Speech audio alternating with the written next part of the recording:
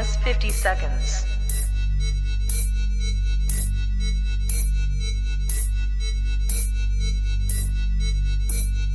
T minus 40 seconds.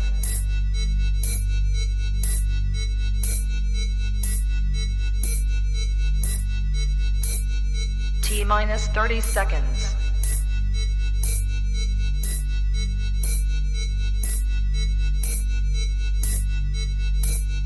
T minus 20 seconds.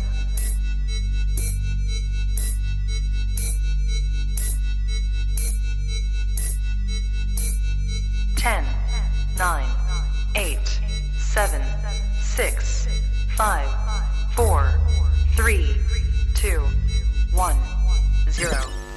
Own it, Kong. I own it. It did. Women's Wrestling Talk, the #1 women's wrestling show on the planet.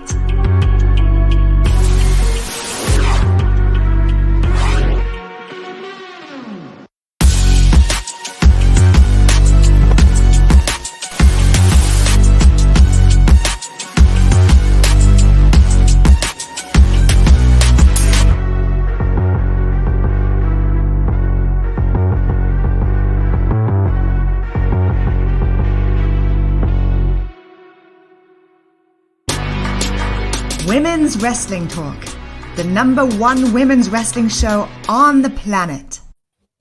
Woo! Hey now. That woke me up. Happy Saturday, y'all. Happy SummerSlam Saturday. Happy anniversary to Stephanie. All the happies. Shout out to being Nikki Bougie's hometown. All them people. My name is TK Trinidad. Welcome to the SummerSlam post show. We have a lot to talk about. I'm very excited. I haven't been this excited in a minute, and I don't know if you guys feel the same way. But let me get everybody to introduce themselves before we head right into it. We'll go with Steph first. Hey y'all! Of course, I'm your girl Stephanie Hardy, host and creator of the Hardy Wrestling Podcast and host of Women's Wrestling Talk. And I'm so excited to be here with you guys to talk about everything we just witnessed. This SummerSlam was a doozy, and I can't wait to get into it. And Mr. Bonner. What's up, everybody? My name is Gerard Bonner, creator of the Faction Podcast, also color commentator for Southern Honor Wrestling, Battle Slam, District Wrestling, Nightmare Factory, and WWT Live, one of the hosts there as well. And so I'm pumped. This was a crazy show. I can't wait to talk about it. It was like from beginning to end, the two bookends, which was like I like have no words. I mean, I have a lot of words, but I have no words in the same time. I guess it is just amazing. So do you guys want to do, because I like giving options, do you guys want to do an overall feeling of SummerSlam, or you want to leave it to the end and go match by match? What would you guys prefer? Ladies, whatever you want. I say match by match because I feel like all of them have different feelings. Like I say match by match, please. All right, let's go into it. So we have the first match, which is Bianca Belair and Becky Lynch. I was kind of scared. PTSD last year. But I wasn't. I was more hopeful. So the match was incredible, and I was first upset because it was the first match. It was like, how dare you do that? But then I was like, when I looked at SummerSlam as a whole, like, if we're giving Triple H creative control, and this is all allegedly, we don't know what's happening with WWE right now as far as behind the scenes, but in my mind, Triple H took control of SummerSlam and said, this is what we're going to do and this is how we're going to make it. Absolutely amazing. It was like a movie. I don't even know how to explain it, but that match was just great. And I think, I am here we here. go. I'm here. Wait, hold on. But we're just now. So we're I'm just not now. here. We're just now leaving the media, the press room right now for SummerSlam. Brock was still left in the ring. Even after it went off air, he climbed back into the ring I don't know what was going on, but he's limping though. I don't know if he's like injured or something, or the way that they kind of portray like it was his last match or what. But I don't know. But that him lifting that ring was crazy. That's all I'm gonna say. Are you staying on with us? Or are you gonna go and come back? Huh? Are you staying on with us? Or are you gonna go and come back? I can stay on. Since it's just me here and my tag partner's down that way, I'll still be here. Okay. All right. Well, as long as you can stay on with us. It's just a tour of the stadium, basically. Okay. And we're getting a tour of the stadium. Shout out to WWE for hooking us up with the tickets, press box. So you guys can tell us about the experience as well. But we'll go with Santana. We're talking about the first match. You were there live. Bianca and Becky, tell us the vibe. Tell us the feeling. It was great. I mean, I got the chance to meet Bianca at the Cricket Wireless earlier. I didn't post myself yet because I like to do mine on my own time. But I mean, the match with her and Becky, I think it was amazing opener. Both of them look good. They put on a phenomenal match. And even just the ending of it, I thought it was like, okay, seeing them hug it out a little bit. I thought maybe we was going to get like a manhandle slam like Becky did last year. Mm-hmm. But that didn't turn out that way.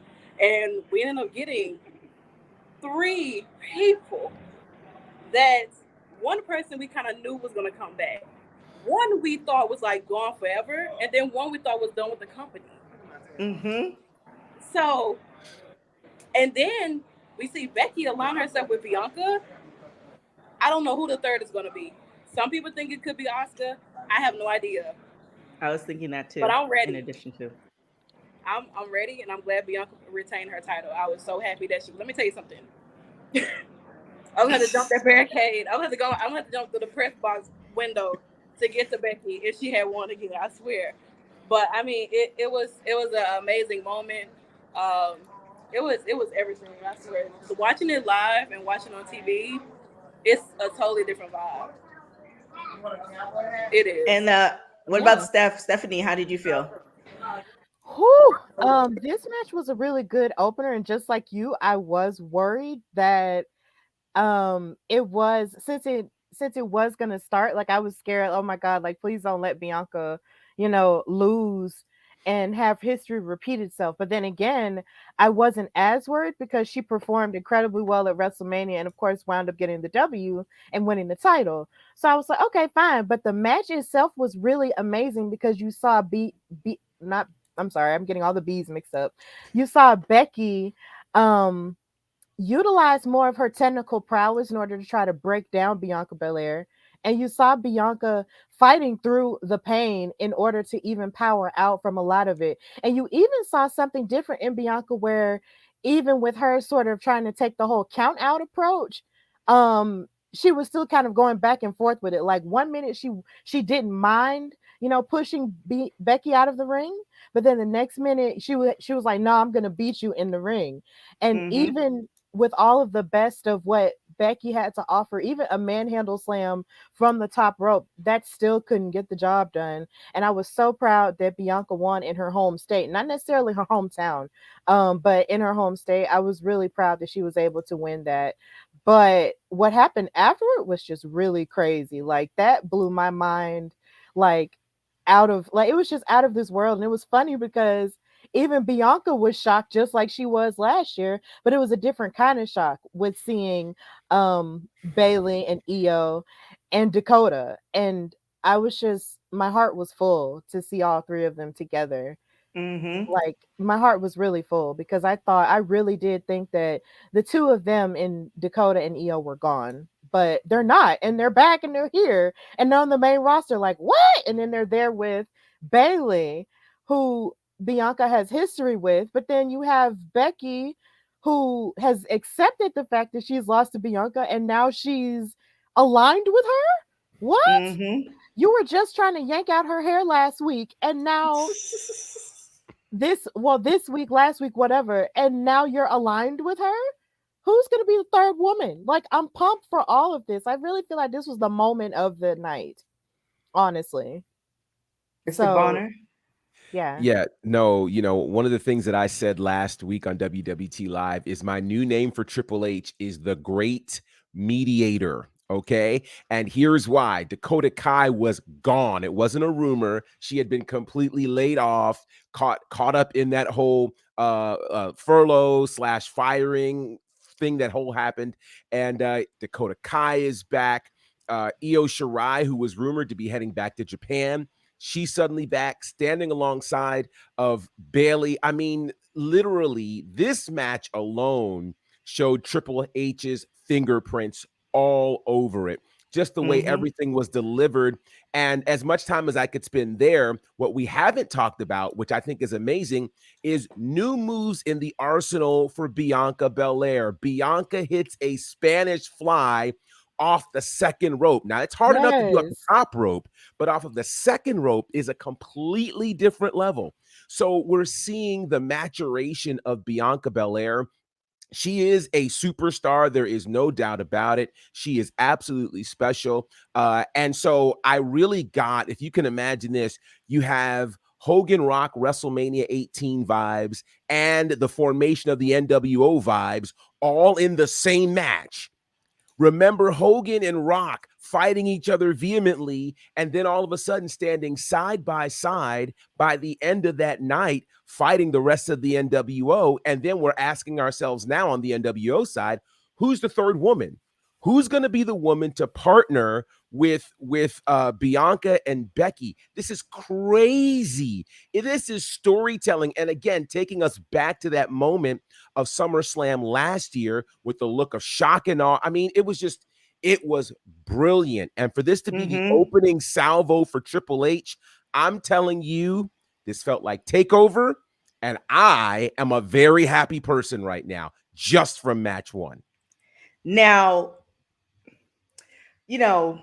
I know Triple H has just started in the job, and who am I? I'm just a girl from Canada just trying to make it in America. However, I think what would have been even more epic, and I know people they were trending, so I'm gonna admit my bias and my love, but it's Sasha and Naomi came into the ring. We wouldn't have recovered. We wouldn't have. I would have lost my shit. And then that was the first thing. But now, like, kind of looking back at it, Sasha and Naomi, and then Becky comes up. Then they're gonna have to back down. It's 4-3. Like, again, allegedly, Triple H is Santana said she's gonna hop back on when she gets to the hotel. Again, Triple H has his hands on it. We're assuming, but we don't know for sure. That would have been the or even Asuka. I would take Asuka too, but the visual of Bianca with Sasha and Naomi in the back, bro, I would have wept. Yeah, we would. The thing is, we wouldn't have recovered. They could not have continued with the show. I mean, we would have been done. We would have been done. So but give the great mediator time. Give him time. I mean, again, yes, there's still wrestling is 365 days a year, so there's time to do stuff. They apparently, I forgot who reported it, but they were both in town doing like photo ops too. Oh, so wow. That's why I was just kind of like, what we doing? So the visual of that would have been amazing. I mean, I guess there is another opportunity. However, I because we don't know, and we're not going to go into all that, but we don't know. But yeah. But what a way to start! What a way to start the show. To start. Yeah. Yes, I definitely agree. So I mean, of course, like we've all mentioned, Bianca retains. So congratulations to her. I was kind of scared when Bailey did come out. I'm like, we're gonna do a repeat of this. This is what we just gonna be robbing black women like this every SummerSlam. Like, this is gonna be a tradition. Too. I was kind of scared, but I was like, thankfully, please don't do this to us. Right. Again, you know what? I think if that would have happened, I would have just shut it all down. You know what? Yeah. I'm just gonna I'll just I'll put down the matches. You all can handle it because I am no longer going to be watching this because I can't 2 years in a row. So thankfully they got it right and they put some excitement. And I think too, coming into it, I think we mentioned it on WWT Live that the match card didn't look great. It looked like meh. Right. But how they lined everything up and opening it with this match and ending it how they ended it, because it's, you know, Becky walked off and everything. It's kind of like what everybody was hoping or expecting, especially in her hometown or sorry, in her home state. But it's just kind of like it's like you added to it. It's like you got like when you have spaghetti with the sauce, but then you add the Parmesan. Like you got that fresh Parmesan. You don't always have the fresh Parmesan in the house. But when you do, it's like we doing it with the Parmesan tonight, you know. So that's that's what it felt like. I'm just saying. So there's a picture. What was the final product? What do you guys expect to happen now, or what do you hope to happen now? Because we can't call it. Like I can't call it. So, but what are you guys hoping for? Some type of war. Because literally from what had happened and how they were standing in the ring with each other, like I expect for there to be a little bit of a war going on between Bayley and of course her having an extra grind with Bianca, because they never fought after Money, because they were supposed to fight in Money in the Bank last year, but Bayley got injured and she's been out since then. So I'm imagining that she's going to utilize Io and Dakota Kai to start a war. And Becky, of course, is now aligned with Bianca, and there's somehow or another there's going to be a war, and they're going to have to add a third person to make the odds even.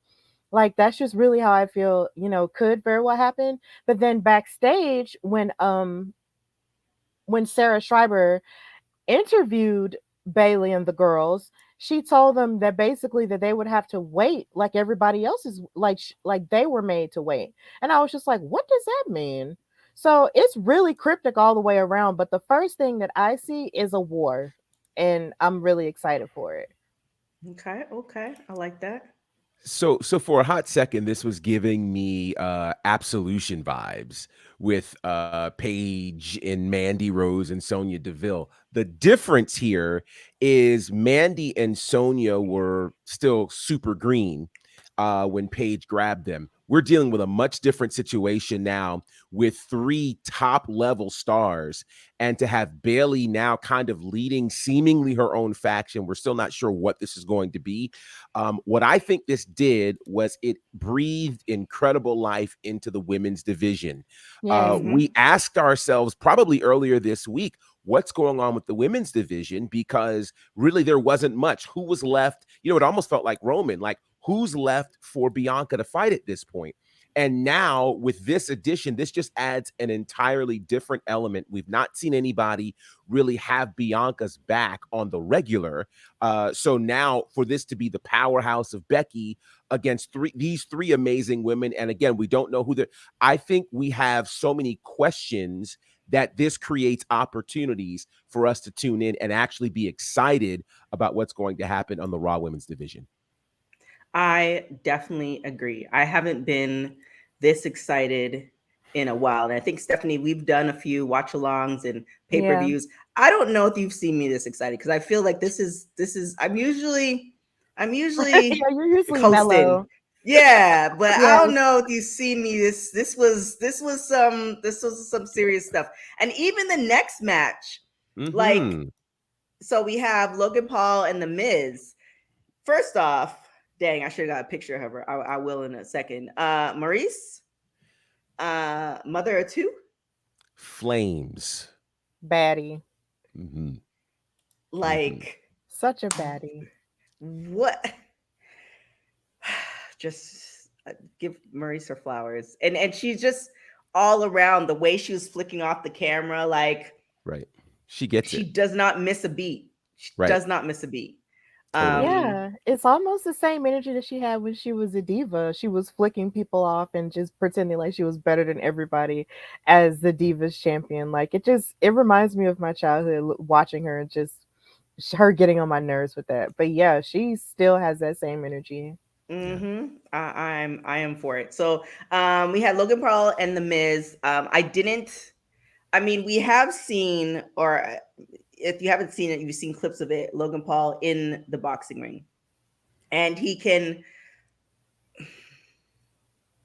hold his own according to how everything panned out. So now we're seeing him transition into wrestling. And I just didn't give him credit. He did really well for somebody who's a newbie, even though you're transferring from another sport to another. Like let's give the fact that he has been athletic. I don't necessarily know what his athletics was before boxing, but I'm assuming it's been part of his life. Yeah. But I forgot who said it, but he did, like, for somebody who's a newbie, he was really good at telling a story as well. And or The Miz made him look good at telling the story. So what do you guys think of this match?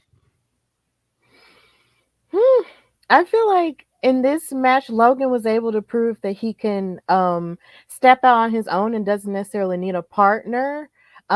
Because the last time we did watch him fight, it wasn't a tag team match.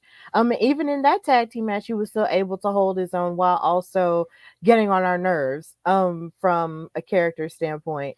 But even with this match and being in there with someone as charismatic as The Miz, he was still able to show us, what he's been working on athletically and how he's been getting better and how dedicated he seems to be, to it, of course, because he signed this contract with them. So you can't just expect him to just rest on his laurels and then just not do anything.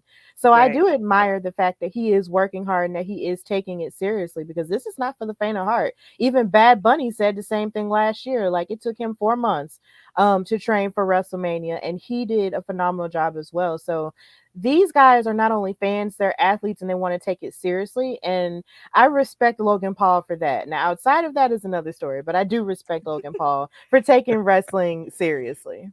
Also, wait, before you say anything else, speaking of faint of heart, that walk up, what is that, like 300 like how that was, which WrestleMania was it? Was there a WrestleMania where there was another walk up where it was super long as well, or was it that was the Saudi? one in Orlando. Yeah, where that it was one just where like the Hardys came back and the New Day hosted. Yes, right. Do you think that would be interesting to find out which one was longer? Because it's just like, wait, how long? We're in a stadium. We couldn't just go straight. Like Yeah. what's another behind the scenes thing that I would love to find out, because yeah, I looked at that as like, you have to be trained. Like, you just can't be just walking on like that. That's the whole thing. Sorry, but go on. No, you, Stephanie, were you done? Oh yes, I was finished. Oh, no, we probably ought to do research to figure out what the longest walk has been, because there have been some long ones. And of course, back in the WrestleMania 3 days where they actually had the carts to take you out, these days they're not giving you any special credence. You're going to do that walk, which says you've got to have your cardio in an amazing space to do that, and then turn around and wrestle. So shout out to Logan Paul, who, and I have to say this, one of the things that clearly has changed about WWE has been they are now only bringing in celebrities who really care about the business enough to train and have matches that we actually can be invested in. And so, for Logan Paul to have this match, honestly, I think they both are winners. I think we have to really start putting a ton of respect on the name of The Miz, because what The Miz has been able to do over the last couple of years with celebrities, he's the one that gets the celebrity draw, whether it's Bad Bunny last year, teaming with Logan Paul this year, now a marquee match at SummerSlam with Logan Paul. It's a big deal. And they delivered. I mean, the storytelling, the use of, Miz's moves to win with Miz's finisher, like it was great. And so I think, it was the perfect follow-up to the first match. And I think the momentum was so big that they had to deliver. And I think they rode that well. So kudos to both of them. A great, great match. Yeah. I feel like I hope they cover this in Ms. and Mrs., but like, it just seems like Ms. is always accidentally almost close to slapping. Right. He's like, why? It's so sad. Yeah. Is it her fault, or is it like, I mean, obviously it's just one of those things where one day, and I know this has happened, but one day I just, Maurice just really just with those heel boots just right in his chest, like, bro, this is the last time Yeah. this is happening. I am no longer walking you into the ring. Y'all not Mhm. gonna see me for another 5 years. Like that's Right. Or And maybe sh- she could. Or maybe she could manage someone else. Like maybe she'll get so sick of it that she might want to manage somebody else for a while, and then just to be petty, and then the Miz will be like begging her to come back. Right. That like would be Austin Theory. hilarious. Like Austin Theory. Oh, That'd be Yeah, that would interesting. be good. yes. I That don't would think be interesting. she wants to be on the road like that. So No. Yeah.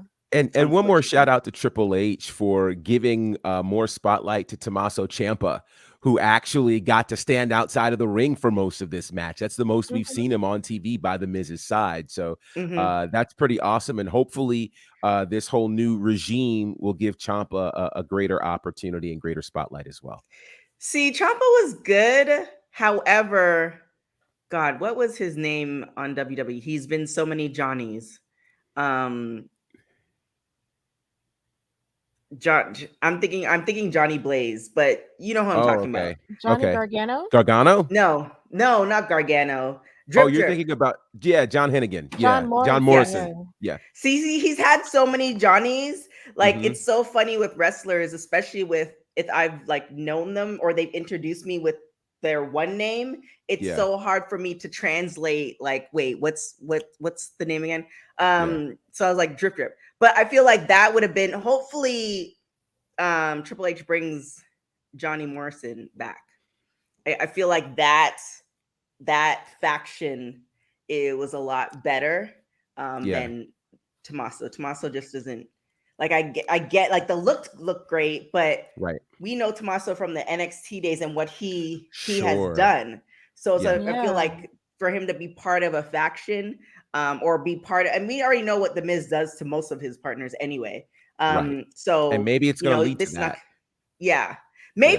maybe, and then Miz, yeah, because I think like you were saying, it doesn't really matter if Miz loses. Is he in AEW now? Morrison? Well, he had one match in AEW, but he's kind of been all over the place these days. He Yeah. only had one match there, so.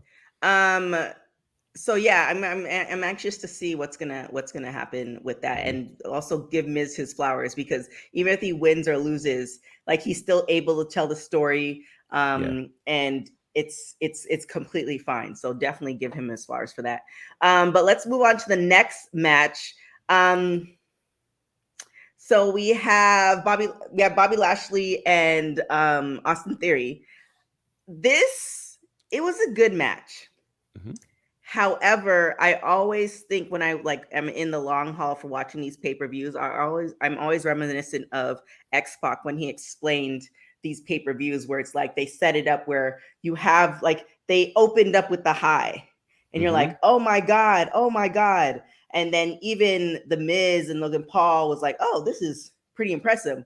This match was like, all right, well, I can go, like I have a little bit of time, I can go to the bathroom. Like it was a good match, but it allowed for your heart rate to come back down. That's how I felt the match was. How do you guys feel about this match?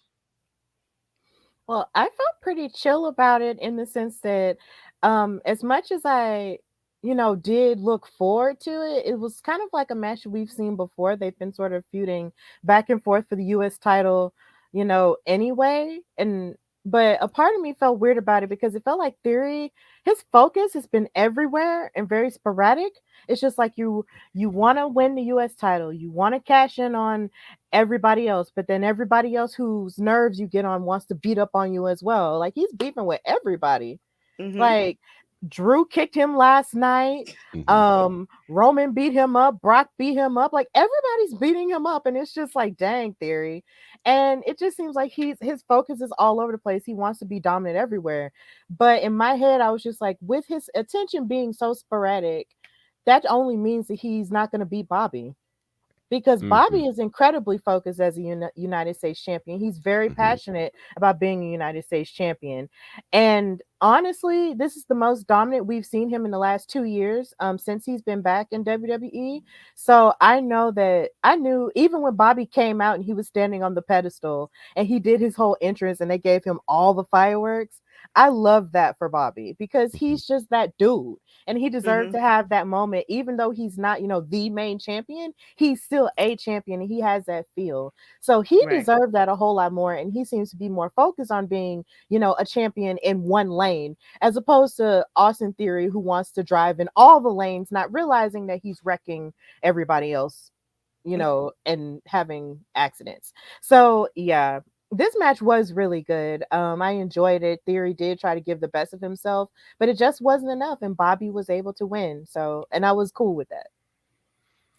Yeah, no, I totally agree with you. I think we have two concurrent stories here. Obviously, there's a story about Theory trying to make his way ultimately and capitalize and win everything tonight.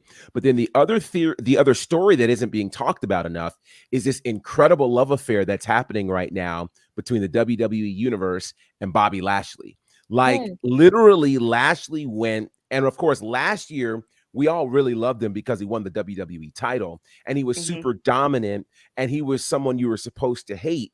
And so this whole thing happens this year where he makes that comeback, he gets turned on by MVP, and then people can't stop cheering for him. I honestly don't think WWE planned for that. I don't Mhm. think they planned for that at all. So the fact that it's been happening organically has been amazing. And what's interesting about this is you could make the argument that while Lashley's not the WWE champion, he is the main champion on Raw, since your current WWE champion is on SmackDown and isn't always there these days. So it Mhm. does lend a degree of importance, greater importance to what Lashley's doing as the US champion. So he's so dominant right now with the fans on his side, and he doesn't have to stop being dominant in the ring for the fans to love him. This is a great time to be Bobby Lashley, and they wanted to absolutely see Theory get his head handed to him. So they got all of the above tonight, and that was great. Now, if I can go back, there's one thing I missed, and I think again, who am I? Just a suggestion, though. Logan Paul having the boxing background, him coming out by himself, I think they missed the mark. I see what They you could have mean. had an artist, or they could have had something where it was, not necessarily all the bells and whistles, but I'm Mhm. thinking of like Mayweather when Justin Bieber brought him out one time. Every time he Mhm. came out, it was just some random. Oh, you never saw that, Stephanie? No, I did. It's just I was just thinking my brain was running. You could keep going though, for real. Yeah, like I feel like they missed the mark with Logan Paul. The fact that he is, YouTube. I, I, I don't want to say it's a negative way. He's been in the game for a long period of time as far as social media across the Sure. board, so he knows a lot of people. So I feel like they missed the mark by him just walking out by himself. Like even if he came out with, a couple of other boxers, or Mhm. just some people to walk him out, I think they Yeah. missed the mark for that. That would have been another like, oh shit, this is what we doing today. Yeah. So I He, digress. he could have came out with MGK. See, Yeah, missed the mark. or Jack Harlow, maybe. I don't know.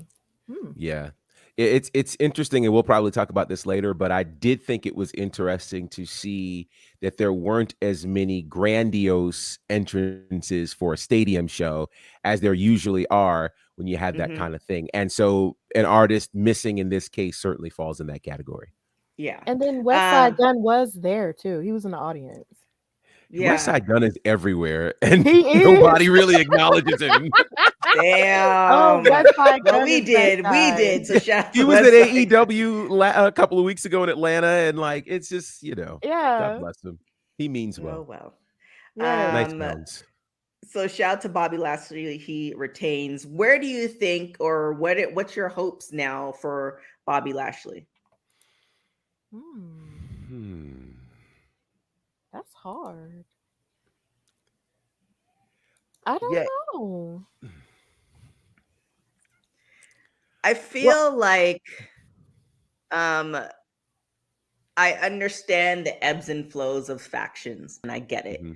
But and on top of that too, I think we've come so far from when Bobby Lashley was like playing his sisters, or that weird storyline about 3-4 years Yes. ago, Mm-hmm. and then pretty much MVP pretty much helping to reinvent him to this point. I feel like at this point, having I'm a faction girl. Like, give me like, I just don't believe that you just out here in the locker room just chilling by yourself. Even though I can kind of definitely see Lashley doing that, but I feel like you have to give him something else to do, especially with we don't know Roman's schedule. Like, we know, is he going to be in and out, or is he going to do the next pay-per-views like in 6 weeks or something like that? Is he going to be consistent, or what's that going to look like? So that's going to be really interesting. And I think we're all going to say this again and again and again with Triple H at the helm. There are going to be a lot of storylines that he's probably wanted to do for a decade, if not more. Right. Especially with someone like Bobby Lashley, who's been around. So I'm really, it's like a new, I don't know what movie it is, but it's like a new dawn has come, and everybody is now, all the slaves are set free, and they can now do whatever they want. Jesus. Your reaction, Stephanie, is priceless. I feel you, though. I feel you. Yeah, like I don't, or maybe like we're going. they finally like kill Thanos and all the people come back, like and you see the person that you haven't seen in 5 years. Like I feel like it's a whole new thing. So that's what I'm hoping. So I can't pinpoint it, but I'm actually glad that I can't pinpoint it. I think there's a number of times where we see where the story is going. It's like, okay, this person's going to turn at this person. This is what's going to happen. And then you're just not surprised because, it is what it is. But now if you have somebody new on the helm, we don't know what's happening in Triple H's head. On top of that, too, having such a scary medical thing happen to you, I feel like honestly makes you more creative, especially when you get on the other side of it. It's just like, you just have a new perspective on things. So I'm really excited to see what's going to happen. Yeah. Me too. So let's move on to the next match. So we have the Mysterios against Judgment Day. This is really interesting, and I feel it was a good ending. I don't know. I don't know how I feel about the Mysterios. Obviously, you want to put respect on Rey Mysterio, but. And it feels like he feels like he's too young to retire. But I feel like Dominic needs to be able to like either put him on another brand to like stand on his own. Just because it's like, okay, I get the family thing. I don't know. There's something missing. There's something missing for me to go all in on them. So why do you guys think of this match? I honestly felt like this match was pretty good for the most part, but it was also awkward to sort of watch them because we did watch them fight Monday as well. So I was just like, okay, so what exactly can they offer that was that's a little bit different from what they did on Monday? But other than that, I felt like the match was pretty okay for what it was, but I really feel like it didn't really turn up fully until the end. Like until Edge came out and offered, his help and what was supposed to go on with that. So honestly, it was kind of by the numbers. It was a lot of the athleticism that you would come to expect from all parties. Not saying that that's a bad thing, but it was a pretty good match, and I was glad that the Mysterios came out with the win, because you can't just come to the Mysterios party and disrespect them and mush their daughter and then attack them outside and act like everything is just supposed to be okay and you're just gonna run over them. No, you're not gonna do that. And I'm glad that Edge is back to sort of get his revenge on this faction that he created that stabbed him in the back. So I was glad that happened. So I'm good with that. And then I also am not a proponent of people saying that they feel like Dom should turn on Ray or Ray should turn on Dom. Their father, I definitely and don't. son. I don't think father that. and son. Can they just love each other and just be okay? Like, I geez. definitely don't think that. I just feel But like I'm just saying, he I've might seen want to that strike out on his sentiment. own. I know I've seen that However, sentiment online though. wait, what do they call Rey Mysterio's daughter is Aaliyah, but do they call Yes. her, what do they call her, Aaliyah on Mhm. when she does come on? Yeah. I kind of wish, because I don't think this has ever been done, but quote me if I'm wrong, she can get in the ring and have all three of them. That That would would be be different. fire. Like I'd love that's it. kind of what, like, you know, at least do almost like a Stephanie McMahon where you do a couple moves and then you're back in the corner type thing. I think that would be an interesting play, because every time we do see her come on, and again, we don't know what her, maybe she's like, nah, I'm good, because taking a bump is still taking a bump. But in the fantasy booking, that would be like my next play. That would be cool. Yeah. Oh, apparently, according to Sammy, Aaliyah has been training for Interesting. in ring. Interesting. Ooh, bring it on then. Interesting. That I would like to see that. I think Bring that I don't think it. there has been any father, daughter, son all in the ring at the same time. Right. Right. That were Mm-mm. actually wrestlers outside of the McMahon. So yeah, Mm-hmm. Right. totally. Totally. Yeah, it's interesting. So I have mixed feelings on this, right? So on one hand, I was disappointed because if you watch the pre-show at all, they show, they've been showing these vignettes, which appeared like Edge is coming, Edge is coming. Well, that vignette ends by saying, I am coming tonight. So it was kind of like, okay, we know he's going to show up. It's just a matter of when. Now the flip side that I really loved, and the timing of this was amazing. The timing to have they're escaping my name now. Judgment Day. That's who they are. Thank you. Okay. The idea of having the Judgment Day's entrance happen as the sun has gone down and it's completely dark outside was brilliant. I was just like, oh my gosh, like, how did you guys? And maybe they got lucky, but they timed it perfectly. And so the darkness of that made their entrance that much better. And I loved that.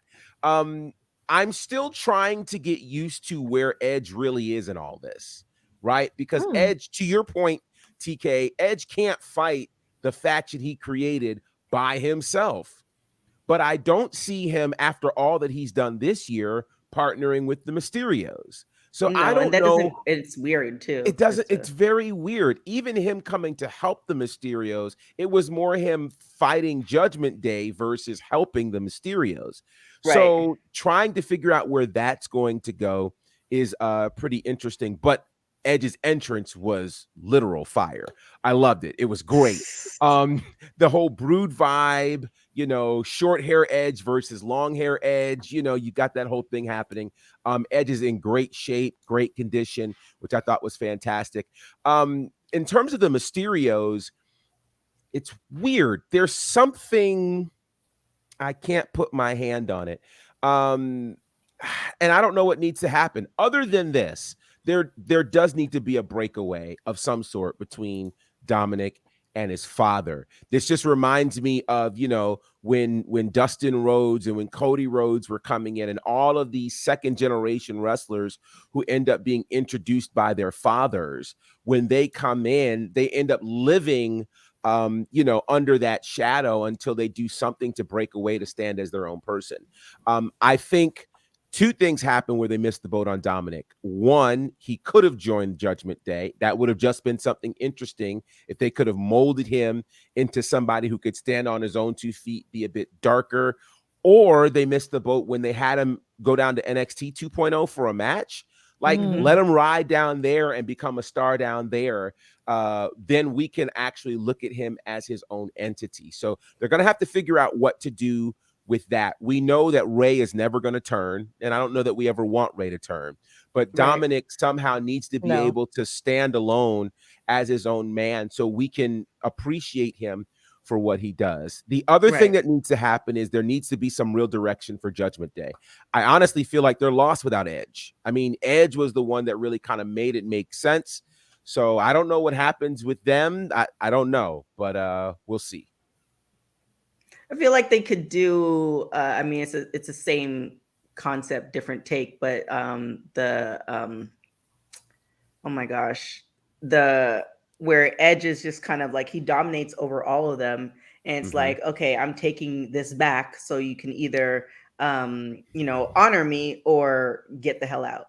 Like I feel like that's gonna probably need the next step, because if you create a whole nother faction, which I believe they have done on AEW, but you create a whole other faction, they go against each other. Well, you have that, but who would be that? I agree with you that the Mysterios are just not a good candidate for that. That doesn't. They'll be like, "Why are we here? Why are we? We like, you helped us. We'll give you some cake, but like come to the party. Yeah, come to the party, but we're not gonna be on your beck and call to fight this battle. We didn't sign up for that. So I feel like thanks, Bosa. I love Bosa has been rocking with Women's Wrestling Talk literally since the beginning. And shout out to him, because he always has nice little facts for us to add in. So he has actually been giving us the time of each match. So this match was 11 minutes. So yeah, it's going to be interesting. But again, as I'm probably going to say after every single match, with the new change in guard, it's actually exciting because you have no idea what is going to happen. Right. And I am not one for surprises, but when it doesn't have to do with me, hey, let's go. So our next match, we have Happy Corbin and Pat McAfee. Excuse me. It was a really interesting match. Did you guys know? I think maybe they mentioned it in the beginning, but did you know when Pat first started announcing that him and Corbin had this like friendship or ex-friendship? Or I did not know. I didn't know either. Yeah. So I like this was like a built-in storyline, and kudos to because sometimes they miss the mark on storylines, because y'all know, well, you guys who know me know what I'm going to do next. But Samoan Dynasty, they could have done that. They missed the mark. Yeah. We still have some time, but especially with that 1 second from the right. I mean, exactly. I'm not opposed. I'm not opposed. Multiple streams of income. I'm not opposed. There it is. I might even do it for free. I'm just saying. But yeah, I really like this was already a built-in storyline, and they could use that. I think everybody knew what was going to happen in the match, but it was exciting. However, there was a possible like Pat almost took his own self out on the top rope, which was kind of scary. Kudos to him for being an athlete, because he trains all the time, for catching himself. Great. It was a great, solid match. What do you guys think? It really was a great, solid match. Just like I'm always excited anytime Pat McAfee has an opportunity to prove himself as an athlete, because you could tell here again that he loves it so much and he's so passionate about it, and he's basically a fan. And it's so funny that Happy Corbin brought that up and was like, oh, he's just a glorified fan. Why is that a bad thing? I feel like every wrestler started as a fan. So stop it. But either way, it's just like watching him have all of his energy on commentary and then translate that into his athleticism, is always the best thing. And he proved that he can go toe to toe with Baron Corbin, who they say has been in WWE for more than 10 years at this point, which is crazy to think about, but it's true. And just the idea of the both of them, sort of being from football originally and then getting up to this point, it's just, and then meeting each other, in this match was really good. And I was worried about Pat McAfee, because it looked like a couple times he was going to slip there, and I was just like, oh my God, please don't fall, because as good as an athlete as he is, it's just like every human is capable of slipping and falling. So I was just really hoping that he wasn't going to hurt himself seriously, and thankfully he didn't. And then it was really impressive when he hit that flip onto Baron Corbin outside of the ring. And I was just like, yes, come on, Pat. And then another thing that I really loved was the friendship of Michael Cole and Pat, and how Michael was rooting for him the whole time, even as Corey was, being the foil to him. And I was like, you need to leave. Like, what is up with y'all beefing with Pat? He was beefing with Pat. Booker T and King was beefing with Pat on the pre-show. And I'm just like, what is y'all problem with him? But I really feel like there might be something else happening under the surface when it comes to Corey and Pat. But other than that, I really enjoyed this match, and Pat winning was the right move. Yeah, one of the things that I think can be an overall observation about this entire pay-per-view, or excuse me, premium live event, is that we've got continuity and details really happening, and we're now being able to pay attention to them. So, for instance, the detail of Corbin and Corey being very good friends, and then the detail of Michael Cole and Pat McAfee being very good friends, and even Cole just being upfront saying, hey, listen, we're both great friends of these guys and we're not going to be objective. Like, those small Yep. details make a massive difference, because it's hard. We've seen in wrestling so often where people have to hide their relationships. These two are really married, but they can never talk about it. This is really somebody's son, but they can never talk about it. So to be able to talk about it is huge. And then there was a lot. The small things is what got me on this one. So there's a line where Corey Graves says to Michael Cole, gee, I liked it better when you didn't have an opinion.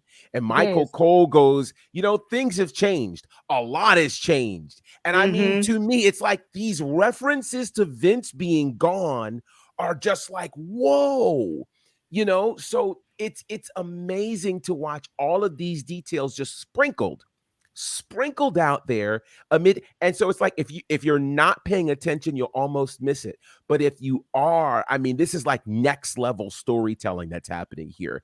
So I thought it was a great match. And again, Cole did the right thing in talking about how, this is outside, it's hot, there's humidity, so people can slip on the ropes. Like, it was just the small things. Cole was in his bag tonight.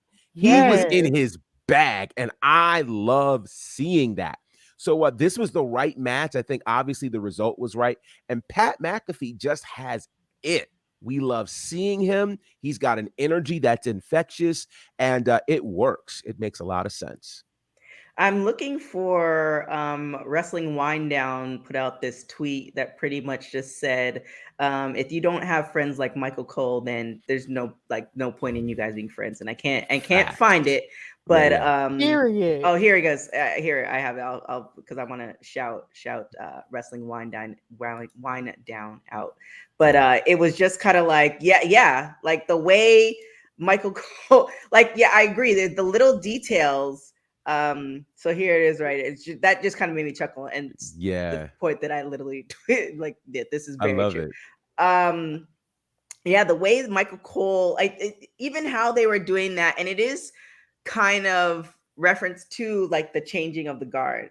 But we also don't want it to be as the announcers, and I don't think this will. I mean, obviously they stated, their biases in this particular match, but we don't want it to get to like how, news and everything else is covered, where it's more opinion based than facts. But it was a great, yeah, all the little nuances. And even when Michael Cole did mention the heat, that was exactly when Pat almost slipped off the third row. It was like the timing of it. It was just so perfect. It was a great match. There's nothing more to say. I feel like that was like the climbing up to get us to the excitement of, because that last match, which we're obviously going to talk about, but it was just like, if they started with Bianca and Becky and they kept the excitement all the way through, I don't think we would have a show. Like, we would just be too tired. Just be like, you know what? I just yeah, we'll circle back. Like, it'd be one of those things. But that leads us to this next match, which had me like, I don't know what I wanted to do. So we have the Usos and Street Profits. Every time they go up against each other, just like every time the Usos go up against New Day, I never know who to pick. I will also state this is bias for several obvious reasons. So I was just, this match was great, but how it turned out, I was kind of perplexed. Like, I personally wanted the Usos to win, but and I still wanted the Street Profits to win, but I felt like the Street Profits should have won. So how did you guys feel about this match?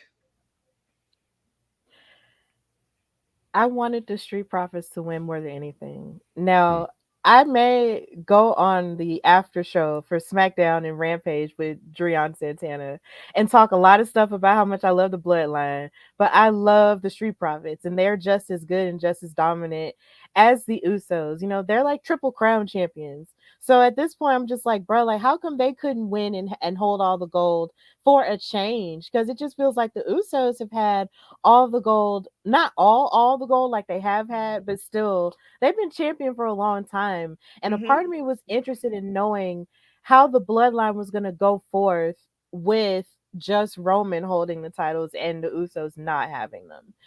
And I was more interested in seeing that than seeing the Usos and Roman still hold the titles.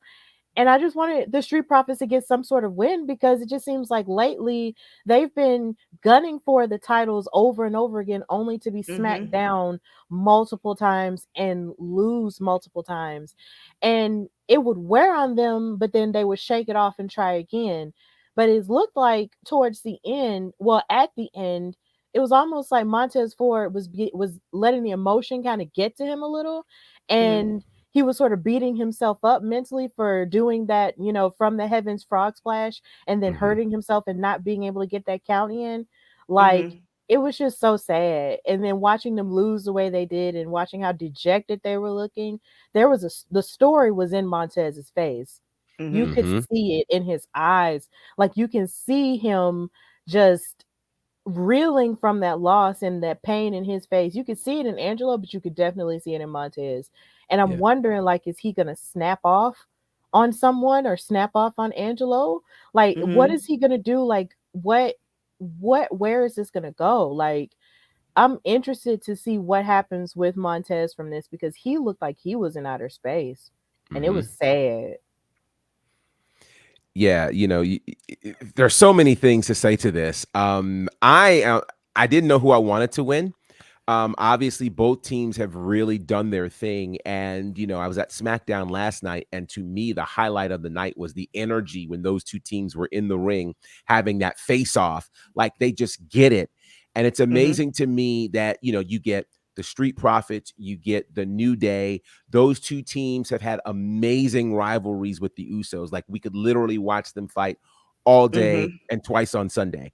And so it's one of those things where you have this great chemistry. And then the question is, where do the Street Profits go from here? You know, the first match, obviously the shoulder was up. Okay, so we knew a rematch was coming. So now that you don't win, what happens now? There's not another tag title for you to go fight for. Is it time, really time, for them to split? And I know people kind of don't want it, but if they were to split now, I say this. First of all, Angelo has proven himself to be able to stand on his own. He has really stepped up in a big way. I've been seeing this tinge of aggression in Montez over the last few months, really. You know, he's gotten a lot more aggressive. He's bulked up. But that whole time where he snapped on the referee, where he said, you know, hey, look, you can't count to 3. I'm going to figure this out. Like, you could see, okay, the seeds are being planted. Something is getting ready to go down. I don't know how. Wasn't sure if it would be tonight or if they're going to delay it. But there's going to be an interesting future coming, I think, for the Street Profits. I think they're still selling merch. I think, you know, people still love their entrance and things like that. I don't know if everybody's ready for a breakup. But the question is, what do they do from here? There's not another team for them to feud with that we'd be interested with them seeing. So I don't know. But it was a great match. A great match. It was a great match. I mean, a lot of people were saying that online, that this is now the perfect, how it kind of ended. This is the perfect time for a breakup. I mean, if they do, I just don't want it to be where Montez turns on Angelo. Like, that we've done that a bunch of times. I would rather see, like, all right, bro, let's try to go this individually, but we still see them backstage together. Or we still like, I'd rather them be adults about it. You know what I'm saying? Instead of breaking up and keying the person's car, it's like, we're breaking up. We have now moved on, and we are adults and mature. I'd rather see that versus the other version. And again, with new people in charge, anything's possible. I hope they don't do that route though. That's my only thing. Yeah, there really is not anywhere for them to go unless they completely snap on the Usos. Like essentially have a whole brawl at some random grocery store. Right. Wow. Like, I feel like if they both snap, they both, because I think it was noted during commentary that they have both kind of had more of a little bit of an edge throughout the last couple of weeks. So maybe they snap at the Usos, or maybe they snap at somebody else, which causes something else to happen. But yeah, I hope it's not a breakup, because we've been talking about the breakup for so long. Like, I don't want you to give me what I want. Right. In this case. So I hope that's not the case. What did you guys think of Jeff Jarrett's his whole job as ref? Kind of aggressive, I felt, but okay. What did you guys think? I felt like that was a nice change of pace, because every other referee that you do see doesn't really assert their authority in that way. And he was very adamant about asserting his authority. Even in the segments that we saw before tonight, he was very assertive. So I was glad to see him sort of be different from other referees in the past and saying, look, I'm the one in charge. You need to listen to me. When I say it's 5, it's 5, you know? So sometimes you need, you can have the soft parent, but then sometimes you need the assertive parent to really lay down the law. And honestly, I feel like he embodied that. And he was able to call it down the middle. There wasn't any shenanigans per se, even though one of the Usos did almost kick him again like Friday night. But still, but even still, he was still able to call it down the middle. And it wasn't like he was going to, do something underhanded.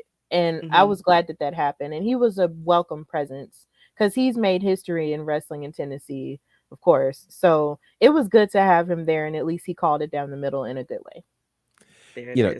To that point, I was actually surprised that he called it down the middle. Jeff Jarrett doesn't have a history of just steady Eddie. I didn't know if he was going to be influenced one way or the other. So that was a pleasant surprise. And again, Michael Cole was in his bag. Cole made this small reference that said it's going to be an incredibly busy weekend for Jeff Jarrett. That's all he needed to say. I'm just like, wow, we're acknowledging this. Like, oh, we're acknowledging the outside. Exactly. These are the things that make me very, very happy. And so I'm glad that Jarrett called it down the middle, so that he ultimately ended up being what he was supposed to be in that match, which was just a fair and impartial referee who gets it. So shout out to them. And that was an easy move. I think they did it honestly because they thought it might be a draw in Nashville. I don't know if it helped or not, but I think it was a good move, made for a great weekend, and certainly allowed there to be a definitive winner in this match. Yeah. And as we haven't said it before, the Usos are the ones who came out on top. And like you said, I felt like if the Street Profits did win it, then that would allow the Usos to chase. Sure. And then that would give us more, because pretty much the Usos against the New Day or Street Profits, we can watch it a billion times. So again, there might be a new tag team, a legitimate tag team, not these thrown together tag teams that might be coming up. We don't we don't know, and that's a good thing. Yeah. Next, I actually forgot about. I literally thought, okay, this match is done. We're heading into Roman. Forgot about totally. I was like, oh, yeah. So I forgot about this match. I forgot. There's a lot to be said for that. I know. Liv Morgan and Ronda Rousey. I think it was a great match. Both of you at the time, I think it was probably less than 10 minutes. I'm pretty sure it was a great match. The ending was like the best ending that you could have, because if they came out where Liv had like a complete win, we just want to believe that. And so, but then it's just kind of one of those things that now we're just counting down the days of how long Liv is going to be champion. And then if they're treating her like this, it's like highly likely that she's just never going to be champion again, which is also sad in that point. Because I did like the back and forth between her and Ronda, and the fact that I think you made note of it, Stephanie, that Liv has been a lifelong wrestling fan. Like, this has been her dream, her passion. This is what she's always wanted to do. Not so much with Ronda. So, I don't, obviously Ronda has the UFC jiu-jitsu background, which those arm bars, if you ever seen Ronda Rousey when she's back in UFC, when she actually legitimately broke people's arms, Yeah. like, she is Painful. not a force to be reckoned with. And then if you actually read her book, you're gonna even understand a little like more on like her Olympic run and all this other stuff. Really incredible book. So definitely go and check that out. I think she wrote it like maybe 6 or 7 years ago. But it was a great match. I was, really that finish was, it was good. It was timed. Like, I wonder as wrestlers how you manage to just get the timing of it. The fact that she tapped out with the 2.5, and Right. like, does the ref time it? And is there eye contact? Like, how do you? That was like all those like 2 or 3 things going on at the same time to provide the next story. It was amazing. Yeah. I was irritated. Oh, okay. If I'm being completely honest, and I usually don't, be irritated with stuff like this, but I really was, because a part of me wanted, it's like Liv had this promo with Ronda a couple weeks ago where she was telling her how she needed to win more than Ronda, because Ronda is a career champion. Like, this is something that isn't really new to her. She's been dominant. Liv hasn't been dominant. And with her winning the title at Money in the Bank, I was waiting for her and waiting to see the side of her that has the most passion, has the most love for the business, because she says she loved wrestling more than Ronda does. And I really believe that to be true to a certain extent. But at the same time, it's like this match didn't reflect that. And honestly, the ending didn't necessarily reflect it either, because it felt like throughout the match, Ronda was outmaneuvering her. Because of course, Liv is not of the MMA background, but Ronda is. And I feel like she was outmaneuvered by Ronda almost the whole time. And it just sort of made Liv look like she was just kind of desperate in a sense to try to win and clawing to win, as opposed to, her really stepping up to the challenge, like, say, the way she did when she fought Becky Lynch at day one. Like, that was missing for me. And her pinning her shoulders while also tapping out wasn't the best move for me. Like, I wanted the win to be more decisive. I wanted her to plant her flag and say, I am here and I am the champion, and you're not going to run over me. This just said, oh yeah, I'm the champion, but I'm just here. Well, no, that's not what I want. Like, I want you, like, to be decisive and put your foot down and let these women know. And that's not what happened here. And I'm disappointed. Like, even Cole said this was her first time participating in a SummerSlam. And that just didn't, that didn't reflect that. I wanted more from that. So that's how I feel. So it's interesting. First of all, I think it's great because this particular match, maybe more than any of the others, have divided wrestling fans in significant ways. Everybody's got a different take on this. My take on this is that this match should not have happened now. The problem for me is I know that Ronda is the former champion. However, there's a certain degree of skill set you need to be able to fight a Ronda Rousey that makes the match seemingly believable. Right. We did not believe 4 weeks was not enough time to make us believe that Liv Morgan was ready for Ronda Rousey.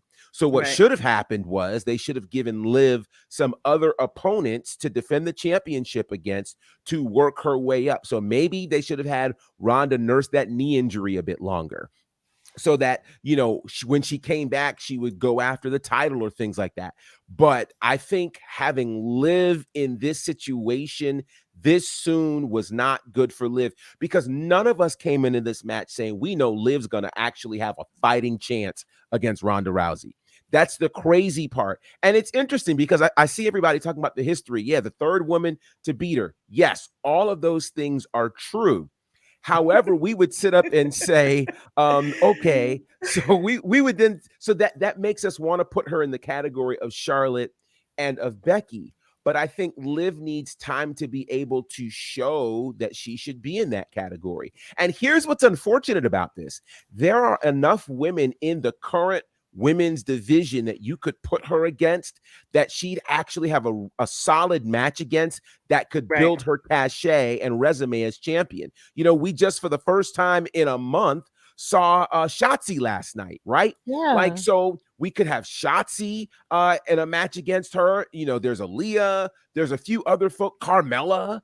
Like, you have people who she could have a match with where it would build her cachet. Even Natalya, have a title match against her.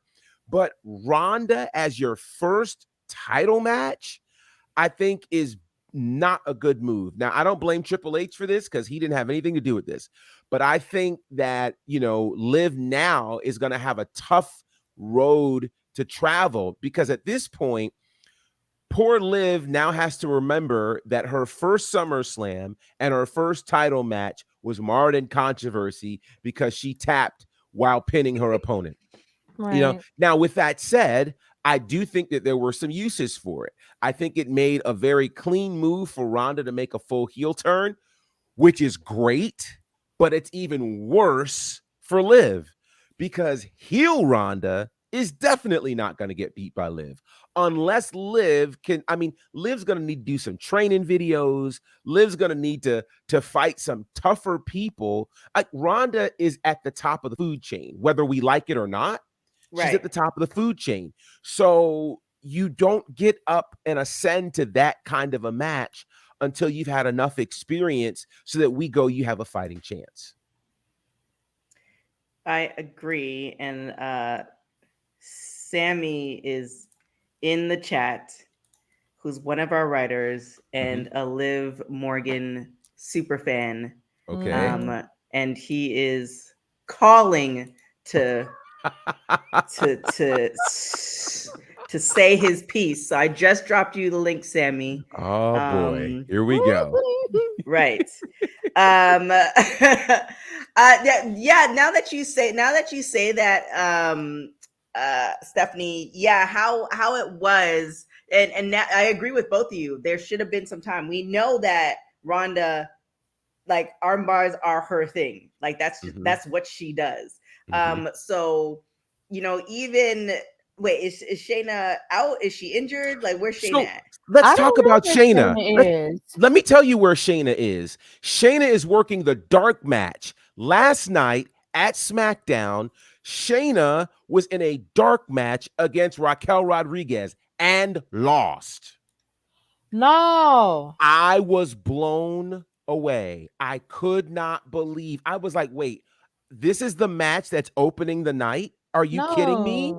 That was the match that opened the night, and Shayna lost. So to me, I'm trying to figure out, what are you doing with Shayna Baszler? Like, this woman was an absolute monster in NXT. For a minute was a monster in the main roster. The same woman who bit a part of Becky's back off, right? Like, what is happening? Yeah. So I'm confused.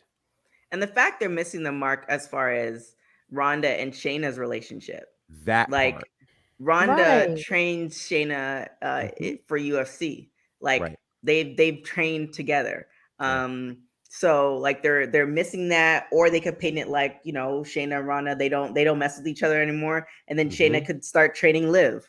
Like, there's so many different things that they could do. They could start showing, you know, Liv doing doing like MMA training. But yeah, definitely 4 weeks. Sammy, I sent it to you on your Twitch stream. But definitely 4 weeks of training is not enough to combat somebody who's literally been doing this out the womb. Like, Ronda Rousey's mother, she was a jiu-jitsu champion. Oh, here we go, Sammy. So it's just that I don't get it. Yeah. Yeah, there is something I do want to point out with Shayna though. I feel like the fall of her started when Shayna lost to Becky at WrestleMania in 2020. I agree. That's honestly when I feel like her, like the monster push that she had just fell apart, and she hasn't really been the same since. It's like they were pushing her, and then they weren't pushing her, and then they put her in the tag division, and she was a multiple time tag champion. But after that point, and it looked like there was a point where she would have gone solo when she attacked Nia Jax, but then Nia Jax got let go, and then after that point, there wasn't anything else going on with her. And I think that's so unfortunate because it's like you said, TK, she was one of the four horsewomen of the UFC, like with Ronda and the other two, Jessamine Duke and Marina Shafir. So it makes no sense, for someone of her talents to just be so, just thrown away. It's just so sad. It is. And whenever Sammy gets on, he can voice his opinion on Liv, but we got a show to go on. So this part was funny, but not funny. So obviously Ronda Rousey, she felt that, like, she didn't, she was the one who won, and then goes on to armbar the ref, which to me was just like classic. And actually we're gonna see too, given, because we don't know the extent of Ronda's contract, we're gonna see if she's gonna be suspended and for how long. Here's Sammy. Sammy, let's keep it to a minimum. We've already kind of went extensive. So say what you got to say in a short period of time. Here you go. Okay. Hey y'all. So for the people who do not like Liv, go argue with your mama, go call corporate. I don't care what you want to do. Cry to Triple H. I don't care. Liv has now beat Ronda Rousey for 2 times in a row. Yeah, that's all I got to say. But argue with your mama. That's it. All right, Bye, y'all. Thank you, Sammy. Thank you, Sammy. Sammy. Sammy's one of our writers, so shout out to Sammy. Definitely go and check out www.talkpod.com. Check out all those articles. Sammy, our editor-in-chief, Santana, who is here at the earlier part of the show. She is the one who heads up that division. And we have Nikki Bougie, who is also at the live event, our senior writer. So definitely go and check out our website. That leads us to the last and final match. My God. My God. Roman Reigns and Brock Lesnar. I thought there was nothing more that they could possibly do. It was like when you think of the opening match, I thought, we've seen this before. There's nothing more you could possibly do. The opening match should have been the main event. That's how I felt. Wow. Was I surprised when Brock Lesnar started driving the tractor on his entrance? It was just like, what is he going to do with this tractor? This tractor is entirely too big to do like anything crazy. Like, are you going to, proceed to beat Roman Reigns' brains out, put him in the tractor, and then drive out? Like, that was the only thing I can legitimately think of. Boy, was I wrong. Now, we did see some rumblings, allegedly, the fact when, Vince stepped down, that Brock Lesnar had some issues with that. Again, no confirmation. I'm sprinkling the allegedly all over that. So, we didn't know. And then on top of that, it's Brock Lesnar. And the fact that Roman Reigns, like, they're both kind of on the same type of contract. So even if Brock did get the belts, we probably wouldn't see him for a couple months anyway. So it's just kind of one of those things where, what more is there to do? And is, based off the allegations or stuff that's happened or stuff that's being said, is Brock Lesnar on his way out anyway? So there was just a lot of different things. Like, I felt like he was just going to phone it in, and there it is, and here we go. Completely wrong. They managed to use the tractor in several different ways. Jeez. I was wondering too, if the Usos were banned from the ring, because I felt like they came entirely too late. But how it happened, they came the perfect time, because if they came earlier, it would have ruined a lot of different things. So, I wish in those instances, because I'm sure I'm not the only one, they would show like the Usos, like, showering up or getting some food, and they're like, oh shit, like, let's handle this, because they thought Roman had it. I don't know. I wish they would show some like backstage stuff. Again, just a Canadian trying to make it in America. But it was a surprisingly amazing match. So what do you guys think? Oh my God. Oh, Sam is here. Okay. I am right on time, baby. Let's also let everybody know that Roman Reigns is like, Santana was rooting for him on like every single turn.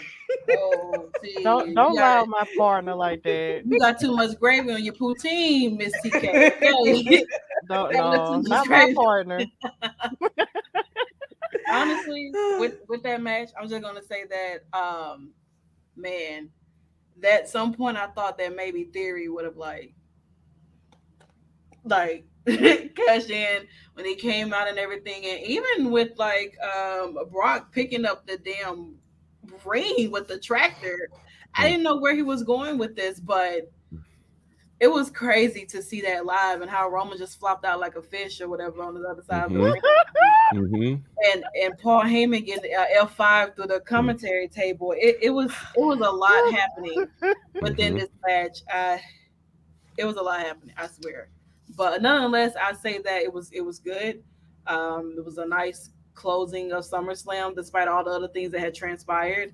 I do agree, TK. I felt like maybe this should have been the opener, and then Bianca and Becky should have been the closing of SummerSlam, especially with how, Io and Bayley and Dakota Kai coming back.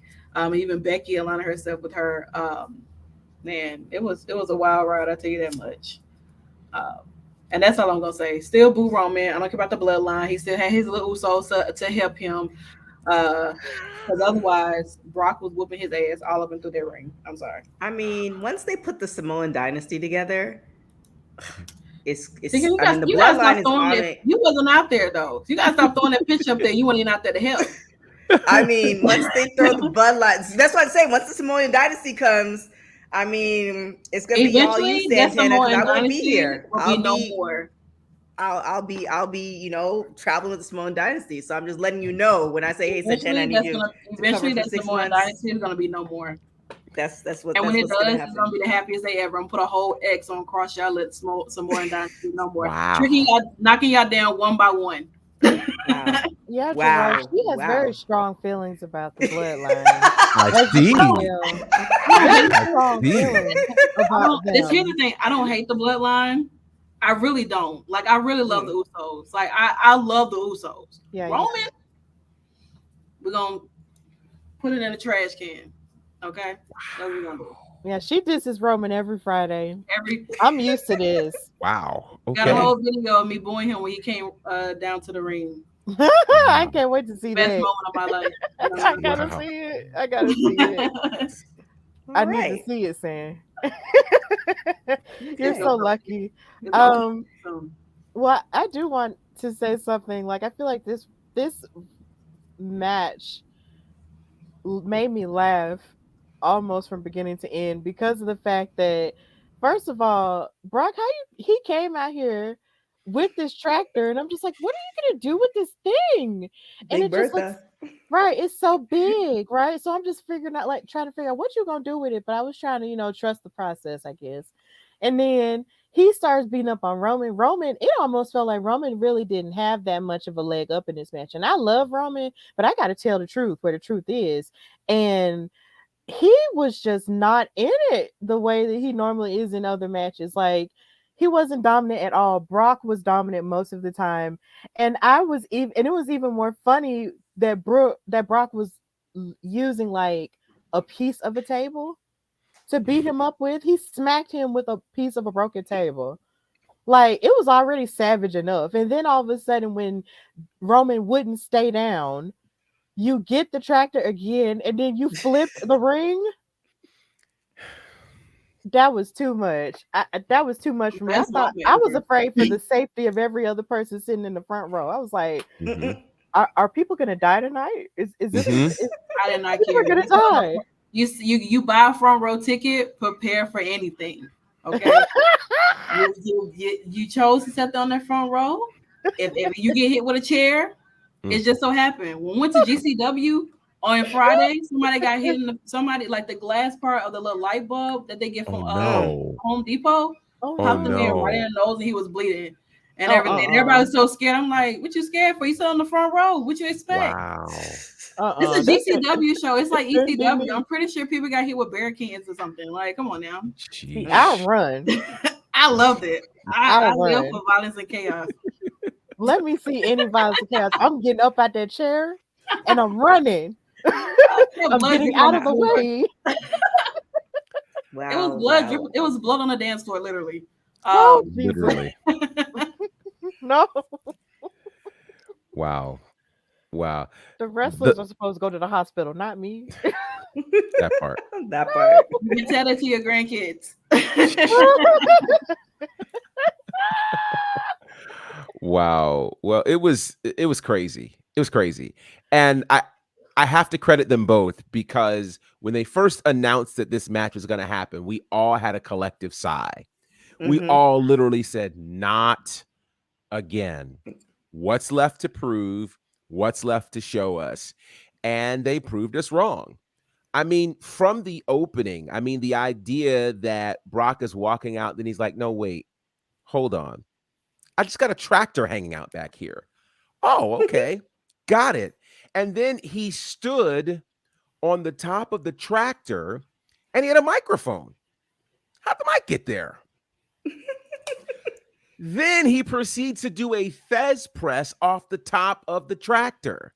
Like, okay, this is what we're doing tonight, Brock. Got it. Okay. And I mean, it just, we've seen a lot of things in wrestling. I mean, a lot of things. But this, I thought to myself, first of all, okay, he's pushing the ring. And you could hear, again, Michael Cole in his bag. They had to bleep Michael Cole, which is like, they never have to bleep Michael Cole. So he was just like, wait a minute, because the ring's not supposed to move. And then from there, the man picks the ring up. Now, in my head, I'm like, we've seen the ring implode. We've seen people go through the ring. But for the ring to go up in the air and stay stationary in the air, I can't get my brain around that. That's going to be a picture we're going to be seeing for the rest of our lives because nobody's ever done that before. I've not seen anybody do that before. And they continued the match. So at some point I thought to myself, as Santana, as you talking about people in the front row, those folks over on that side can't see a thing. They're stuck. And I mean, they got a worst seats ever. It's worst seats ever. You sit on the other side. You can't see nothing. Because there's no screen that's close to you either. So you're screwed. It was crazy. Now, I will say I got very concerned when they were outside of the ring and they were banging against that steel truss. I'm thinking to myself, I saw that video of the concert with the LED screen that fell. Oh yeah, I saw that. And I just thought to myself, oh God, no, too soon. Let's not get anywhere close to that. So thankfully they got away from that, but it was crazy dangerous. Heyman taking an F5. When have you seen that happen? Yeah, right. Like right. Like it just had to get a bump in that. Oh my gosh. You're not doing that. You're not doing that on your regular check. It's like, look, if I'm going to take an F5, I need a couple he 20 said grand. It's the last one. Yeah. And shout out to him because he helped promote this match like nobody's business, right? Like he's the one that really made us care about this match. So if Brock is going to go out, that's how you go out. It was phenomenal. And I never expected to say that about this match. So now the two questions are, we had Theory come out. Shout out to Kane McCoy, who I called, if you guys are familiar with WWT Live. He called this or a version of this last week. So I called Kane and I was like, just giving you your flowers. It was crazy. However, it didn't end exactly how he thought it was going to end, which when Theory came out, I was like, oh, this is all Kane. Like Triple H was listening to our show and he was just like, that is a good idea and I'm going to do it. Not as much. So the question now is, I think the bell did ring, but did he officially cash it? Well, he in? never cashed in Never because cashed when he went to, Mm-mm. Brock grabbed it from him, and then Brock proceeded to whip him. So no, he never did cash in.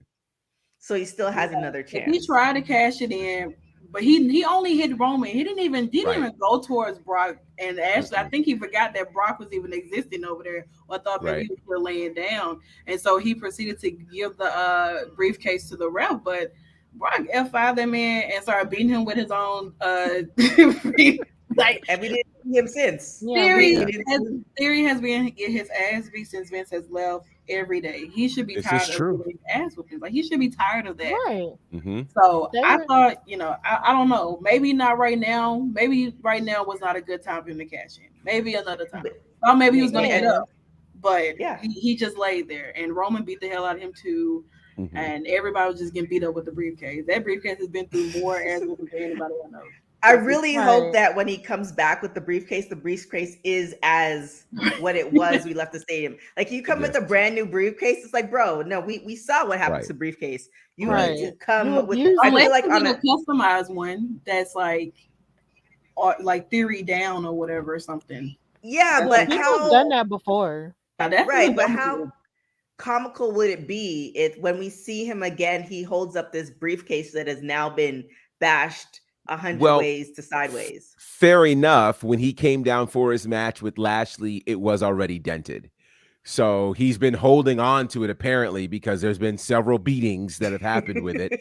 So at this point, it's a very thin Halliburton. At this point, You can't even Yes. hold it by the handle. You can't. just if the handle's still on it. The handle. Yeah. Exactly. yeah, Right. you have to duct And then tape you that mug. mentioned the Vince McMahon situation. It's like, Santana, I heard the fans chanting "Who's your daddy?" at him. I did too. That roasting is going to Oh. follow him for maybe the next couple weeks, and I Agreed. love it. Agreed. It is what it is. Now the second question before we wrap everything up is now what happens to Roman? Well, we know he has a match coming up with Drew, but like we're now 700 plus days. Like how much longer is this going to go on? And I know we know Santana's feelings on Roman.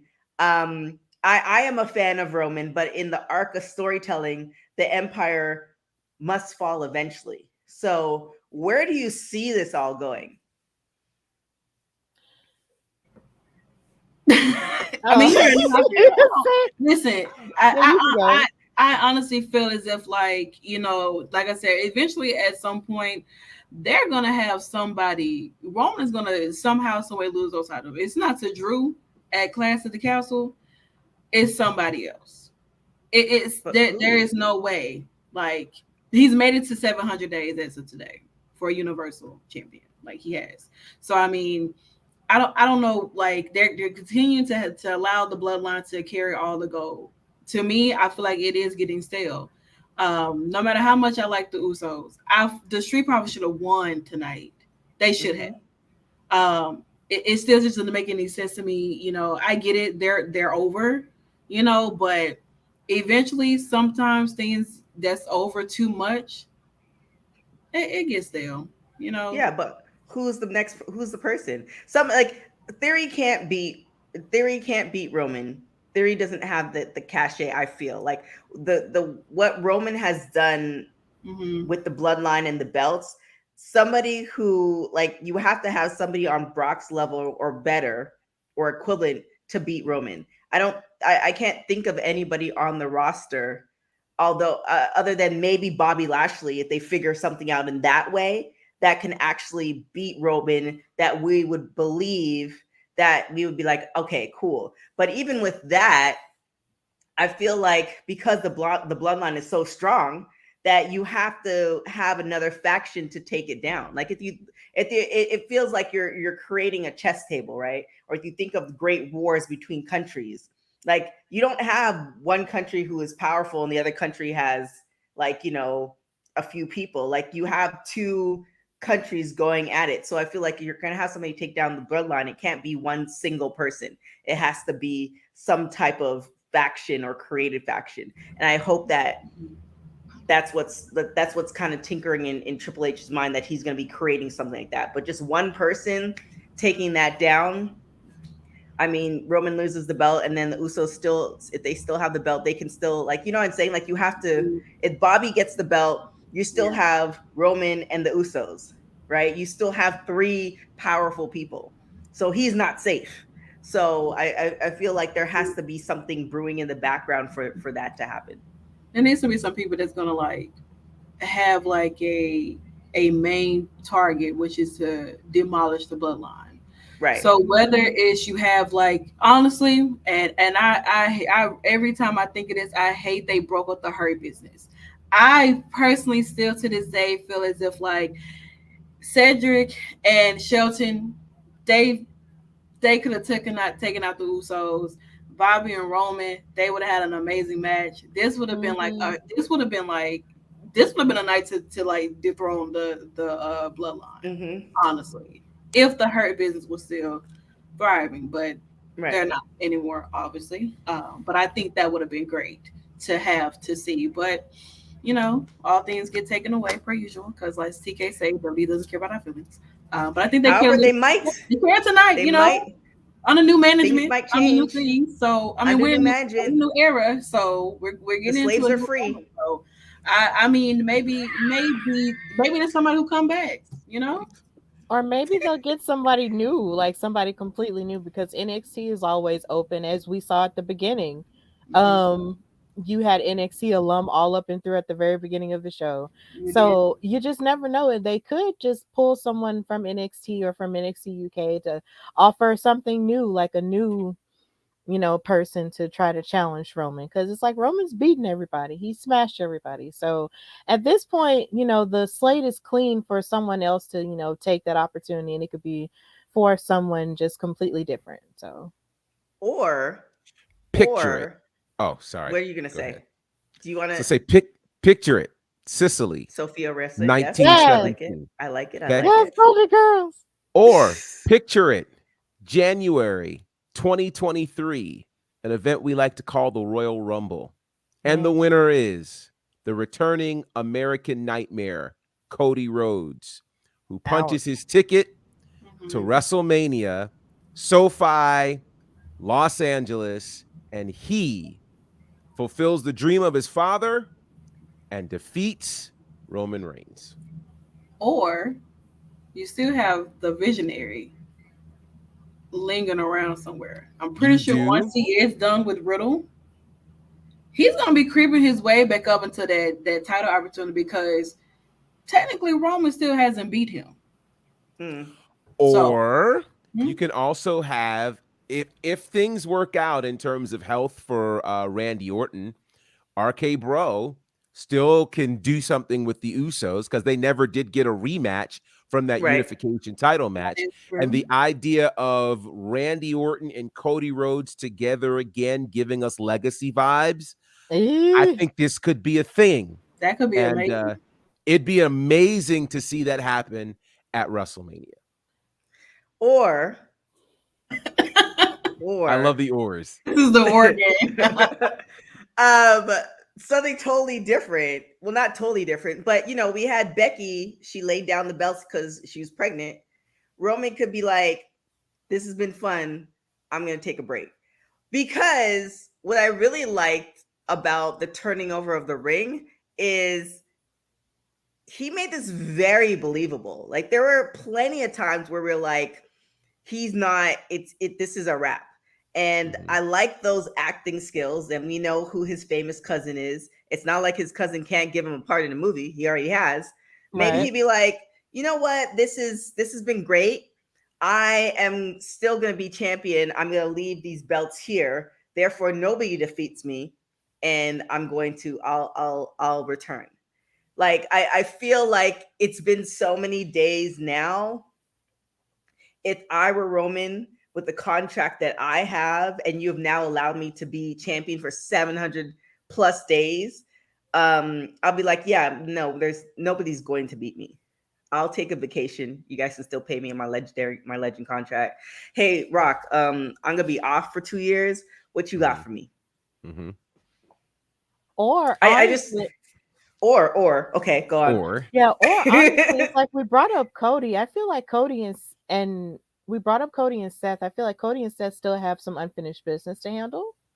Um, so in the midst of handling that unfinished business, and then once that finishes, I guess Cody could be the one to take the belts off of Roman, but not all the way until WrestleMania, because there's just something else that I want for WrestleMania that involves Roman, and I don't know if it could or could not happen, but just the fact that it's going to be in Hollywood just really makes me want to push for Roman versus The Rock.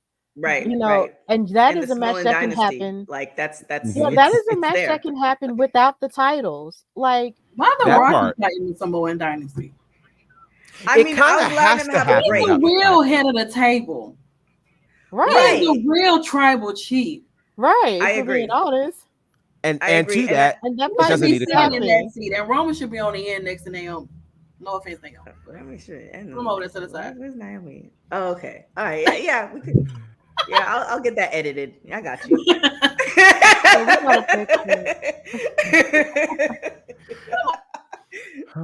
And then we have to add his daughter too. So the table just Yep, gets you gotta add her. expanded. It's a growing thing. Yes. I think if this happens with the fact that WrestleMania is going to be in Hollywood, and like I said, I think I've said this a bunch of times, but now the fact that WrestleMania is going to be in Hollywood and The Rock does not show up, I can no longer support The Rock. Like I can't, like, bro, like, come on. Yeah. You don't even have to wrestle. Just do something. Just show. Because remember the last time The Rock was supposed to show up, and then it was like this. It was promoting some movie. Like we didn't really get. He was in that movie on Netflix, and everybody on The Rock, and Vince McMahon brings out this egg, and everybody goes crazy. I'm like, you got to be joking me right now. Yeah. Right. And then Series takes the egg, and here we are. Yeah. So I feel like we still need something, and I feel like if The Rock does come to WrestleMania, Roman without the belt, it's not going to be enough. It'll be a stir because they'll still talk. Like The Rock is, going to be at WrestleMania. That'll still cross mainstream media.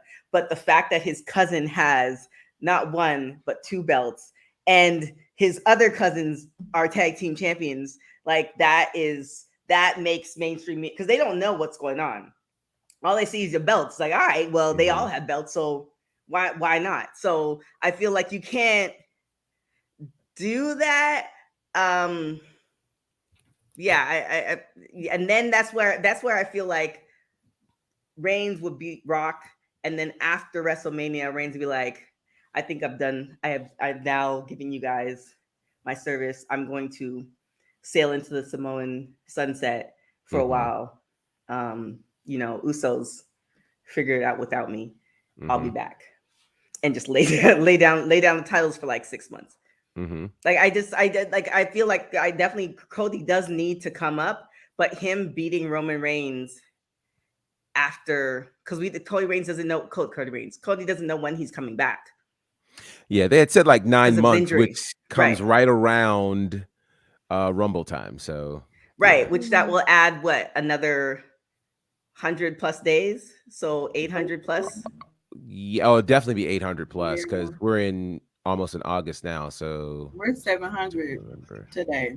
Yeah. So which by the way, I heard our first inconsistency with that because Cole was saying we're at 680, and I'm like, wait, what?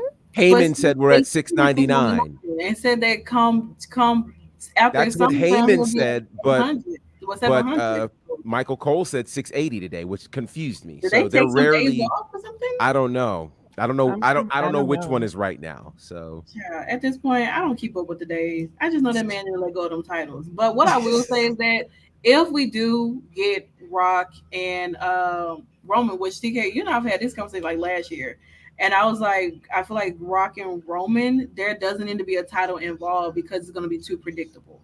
Right. So unless they do a swerve on us and they say, you know what, Rock, go ahead and just take this title right quick, hold them for like a day, and then drop them. Now we got 2 vacated titles, and then we go back to having titles on separate shows and so on and so forth. And Roman try to figure out how he's gonna get his title back, or feel like he's losing himself, and the Usos don't respect him anymore. And it's like, well, you lost your title, we don't. So you're not really the head of the table anymore. You're not really the tribal chief anymore.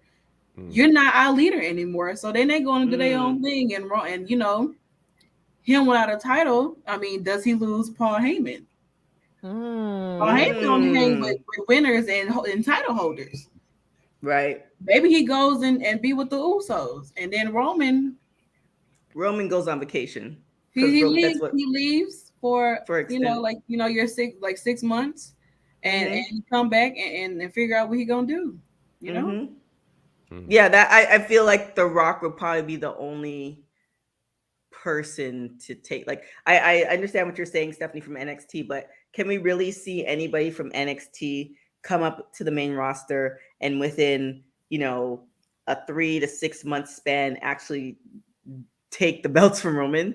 I feel like we'd be way more upset by that. Like, wait, so you just brand new into the game? You just gonna Roman has taken down everybody, but you just gonna just sashay in here and just take the belts? I mean, like we can't do that. So I mean, and again, like I said, after every match we've talked about, the possibilities are endless because we have a new commander in chief as far as creative.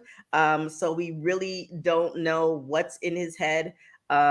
We've said a lot of ors to this scenario. I guess another or, because we covered the Roman part, where barring, I guess, again, we don't know allegedly what Roman, the whole Roman Vince thing, and I'm, not doing this anymore.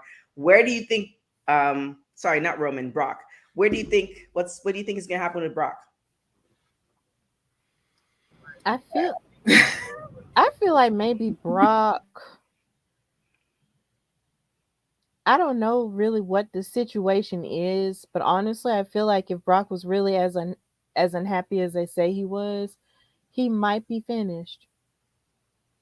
Because honestly, it's like you fought your biggest rival. Roman is basically your biggest rival in the past, 5 to 7 years.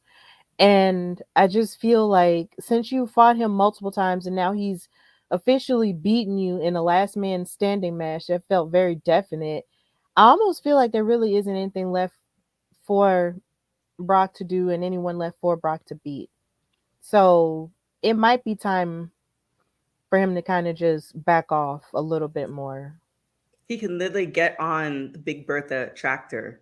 This is what they should be getting right now. Again, Canadian, just trying to make it America, shooting out some ideas. Get him the tractor, literally driving off into the sunset back to Canada. Yeah, that's a great visual.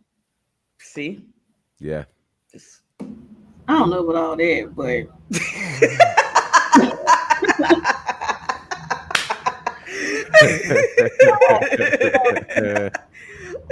raise a couple eyebrows over here. I don't know, but I mean, whatever happened with Brock, I mean, like I said, y'all didn't. I think it had went off air, but Brock had he had got back in the ring. It was still lifted, of course. They never took it back down. He got back in the ring. He got back into the ring. The ring still lifted up, and he just sitting there with his cowboy hat on. I'm like, what? What the hell is going on? Wow. I didn't know what was going on. Like Maybe that's his goodbye. I guess so. I mean, he was out of the ring at first, and he got back inside of the ring. He got his cowboy hat, and he sat at the left side of the ring where nobody could see anything on that side. He sat there for a minute. Then he slid on down like it was a slope and got out the ring. And then he started talking to the kids on the other side, like talking to them, shaking their hand, hugging and all this and that. And like he kind of went up the ramp and did the same thing and stuff. So like, I don't know what that means. Maybe it's just like, you know what? He lost the last man standing match. Maybe, this is like we're done with Roman and Brock. And maybe, he go beat up Theory or something. I don't know. Is that really fair though? Like, well, I don't know. I can't say, but maybe Brock could go find something else to do, or maybe he just, leave and maybe come back 3 years from now, or not at all, or something. Like nobody really knows what the plan is for Brock. I think with them saying how he kind of walked out, for SmackDown and everything. Well, Raw actually, yeah. one of the shows where I think was Raw. SmackDown. Allegedly. It was SmackDown. Yeah, he walked out, and then he came back or whatever. So maybe this is Wales just saying like, you know what, this is my last hurrah, and I'm like, I'm done for a while, until Right. I feel like I need to come back, Which Especially I if they still don't like give him. Bobby to pick back up because That would be a technically good one. he and Bobby, I don't think they really had the match that was needed to have yet, in my mind, because I think they did have a match with each other. I can't really remember. But I know that it sucked at the fact that Bobby was not able to defend his title at the Elimination Chamber. And Brock won it. That was awful. I was so mad. Well, here's what you need to remember about that. That was the only match Brock Lesnar has won this year. Mm-hmm. Whoa. It is. Let's think about that. It is. He lost at the Royal Rumble. Actually, he won at day one. At day Sorry. one. He won day one. He pinned He Big lost E. at Rumble. Mm-hmm. He lost at Mania. Mm-hmm. He lost tonight. That's 3 losses in a year for Brock Lesnar. There's not been another year in his career where he's lost 3 matches. No. So we're at the 20-year mark for Brock Lesnar. Yeah. He's at the space where he doesn't have to do this anymore. And so I think this is it. Again, there's nobody else for him to fight. There's nothing else for him to prove. And at this point, after a match like this, like what else is there to do? He's going to forever. Here's the thing. He's been so dominant that nobody has ever considered, wow, he's lost 3 matches this year. Mm-hmm. Right. So he is at that space where if he shows up in 2 years, people are still going to go crazy because he's Brock Lesnar. Right. Mm-hmm. So he has nothing left to prove. And so I think things get very interesting right now. I think we're settled on the fact that we're not going to get another Roman Brock match, which there's nothing for them to do after this. What are you going to do? Lift the whole stadium next time? So which he might. He just might. So I think this is it. Yeah. And we also have to see, because he had a very short contract when he came back. So did this match fulfill his obligation for his contract? Right. Because also, if we're, again, speculation, but his relationship was with Vince in such a way where it's just like, I'm going to wrestle a few times. I might make a few appearances, but that's all I'm doing. And now we have a new regime, which is trying to make wrestling exciting again and not see, of course we want everybody to be healthy and safe and stuff like that. But the nature of wrestling is we want to see people wrestle. So if it's like, if you can't wrestle, then, we can't, especially you can't have 2 people who can't wrestle, Roman and both Brock on the same type of contract. That's just not going to work. It worked out well when Roman was, in the trenches more often, but we understand why he's not. So yeah, it's what they're going to require of him. And you're absolutely right. He's at a point where literally he can get into his tractor with his cowboy hat, sail off into the sunset, into Canada, and kill. I think it was, did you see the pre-show where they mentioned the time where, have you ever been scared? And he's like, there's one time where I saw a moose. Yeah, I was scared, and then he's like, "What did you do?" He's like, "I killed him and ate him." Like that's like, if that's what you're doing in Canada, then Is that what y'all do in Canada? Well, have done in Canada? Look, I come from Toronto. It's a city. I have the closest I've seen to moose is we literally have fake mooses all throughout the city that you could take pictures with. That's literally the closest I've ever come to a moose. So I can't speak to that. I've never tasted moose meat.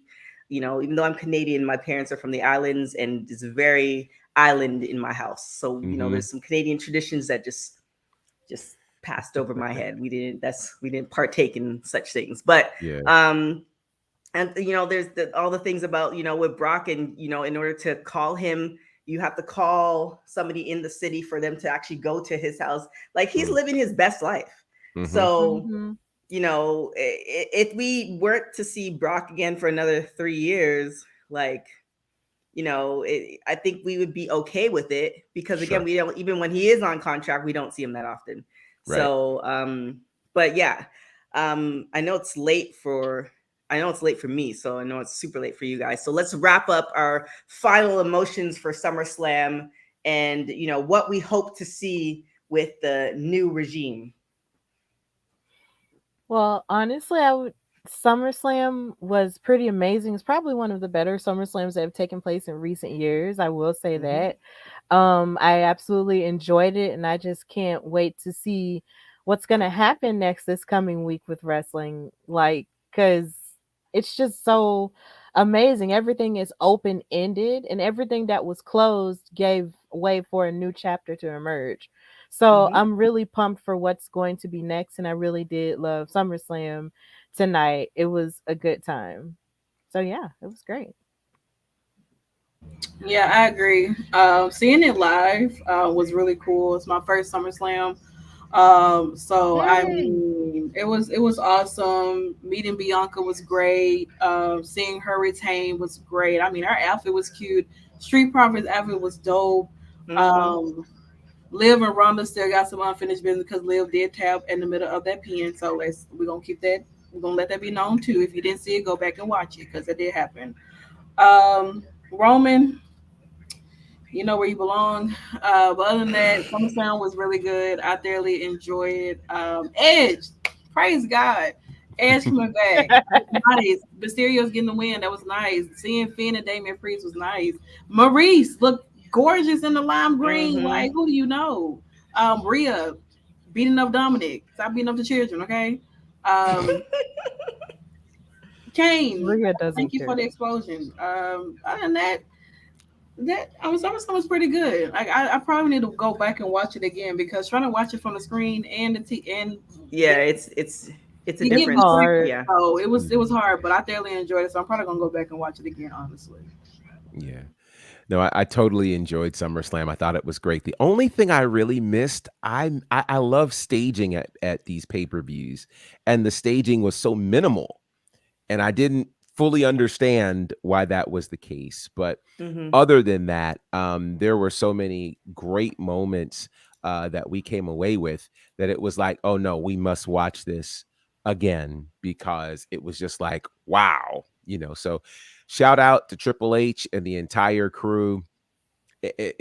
Nobody ever thought we'd be in a space where we'd be here, but we're here and we're all excited about a WWE product.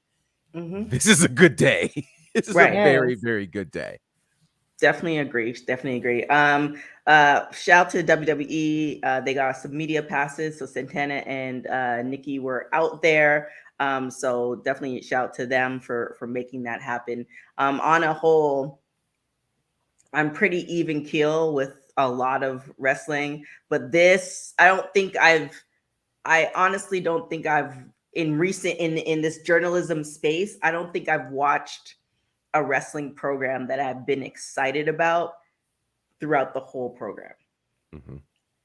Because even last year for SummerSlam, so one thing about me, I don't like crowds, and I don't like parking, and I also don't like waiting to get out of a parking lot. So when I get to events, I either get there super late, I stay there for a certain period of time, and I leave before everybody.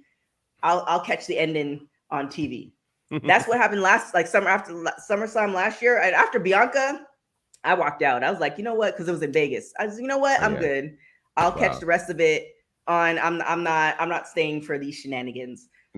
Today, I think I might have actually sacrificed because everybody's been to a stadium when everybody's leaving at the same time and you're literally doing the two-step to try to get to your car. And then you're waiting to get out of the parking lot, and then you're waiting to get to the highway. Like, I'm not about those shenanigans. But today, you would have been mad if you had left and that ring was you'd have been hot. It was an amazing event. That even the slight turn of events and things that we didn't expect to happen, things that we did expect to happen, but it had a certain, tweaks, the announcers, like everything was, and it seemed for a 3-hour plus show, it seemed like a very tight show. Like when I looked up and I was already an hour and a half into it, I couldn't even believe it's been an hour and a half, which is, again, for me, I'm always looking at the clock. Like, look, we Mm-hmm. We are hour and a half. You have now just wasted 30 minutes of my time Yeah, with yeah. this useless match. Da, da, da, da. Mm-hmm. Like today wasn't that. So, Right.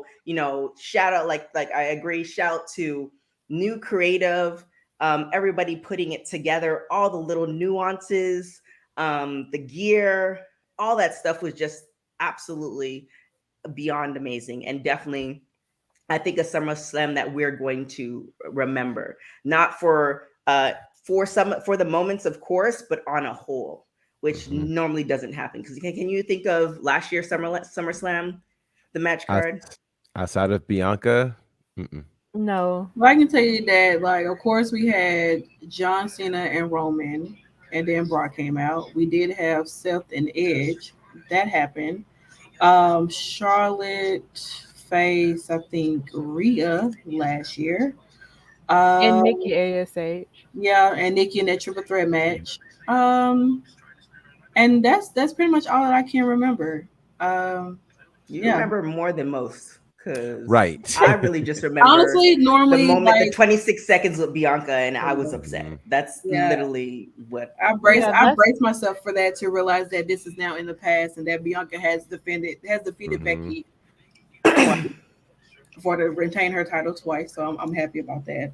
I normally, whenever pay-per-views come up, I normally go back and watch them, like just watch old ones to prepare myself for what's new, just to keep my mind refreshed. So I mean, Clash of the Castle is like new, so yeah, very new. where to go look at, but now I gotta just figure out what they have in store. I hope they bring some UK talent and put them on the Yes. show. I think Dragunov definitely needs to be on there. Miko needs to Yes. be Great. on there. A lot of the UK talent definitely should be on this match card somehow, some way. Mhm. Definitely. Yes. Switch Pete Dunne name back to Pete Dunne for one day, and let him go wrestle with some UK people, please. Thank you very much. I really And appreciate that. put Tyler Bate and Trick Seven on there too. Please, they need Mhm. They to. got a feud going on right now I'm that so mad. deserves more I am attention. so mad at him because, first of all, that's been your partner for a long time. Why would you Right, do you gonna that? turn on Why him would you because do he that? was gonna Pete be Dunne is dirty. not happy, but we're not gonna get into UK because they're gonna make me mad. I'm gonna punch them in the face. Join me Oh, and Kat on jeez, Thursdays. Just Jesus. join us on Okay. Thursday so we can address it. Sheesh. Wow. The violence. The violence is not an overall representation of women's wrestling talk. Just want to say that out The there. violence and chaos represents Rhea and Santana. Stephanie, where can everybody find you? Well, you can find me, your girl Stephanie Hardy, on Instagram and Twitter at Queen Steph Hardy, and follow my podcast, The Hardy Wrestling Podcast, on Instagram at Hardy Wrestling Podcast and on Twitter at Hardy WrestlePod. I have a new episode out today where I gave my predictions and talked about news and gossip-ish, as well as what I liked in wrestling this week. So please check that out too. And Miss Santana, editor in chief. Oh yeah, I can Google me, Drian Santana, Driune. That's where you're gonna find me, as always. Oh, that's what. Okay, cool. I love that. You can reach me at Bonnerfied on all of the socials. You can follow the podcast at The Faction Show. Southern Honor Wrestling is going down this Friday, a huge show. So if you're in the Atlanta area, hopefully you can swing through. And then the following Sunday, which is 2 days later, we've got Battle Slam, which will have Baron Black against Lil Scrappy as the main event, which should be crazy. District Championship Wrestling is the following Sunday. So it's going to be a very busy August, but certainly you can catch us at Bonnerfied and get all the details there, and certainly appreciate it. Yeah, booked and busy. And WWT Live next week. WWT Lives next week, only on Thursday, folks, Only because on I'm Monday. going on vacation. Yeah, Yes. Monday. Wow, I think I'm Yes. already on vacation. Yes. Only on Monday next week because I am going on vacation. But it's going to be, it's already looking to be like a very good show, and we might extend it a little bit because there's a lot of news happening. So definitely you don't want to miss that. If you're not following us on social media, please do. Our TikTok is absolutely amazing. I do want to get to 1,000 followers. So if you're not following us, please do. Also, social media platforms, WW Talk Pod. For our TikTok is WW Talk. Definitely go and check out our website, what Santana didn't say, she's the editor for that website. So we have articles on a regular basis. So definitely go and support, read all those articles. They're everything from recaps to editorial pieces, etc. So definitely check that out, www.talkpod.com, and you can find me on everything at TK Trinidad. Thank you guys so much for joining this. I have a question. Yes. So yes, with you yes. going on vacation, does this make me the interim CEO? Like I said, everybody, for watching, thank you so much for watching Women's Wrestling Talk. I really, really appreciate you guys for your support and rocking with us, and for making us the #1 women's wrestling show on the planet. Ciao, y'all. Women's Wrestling Talk, the #1 women's wrestling show on the planet.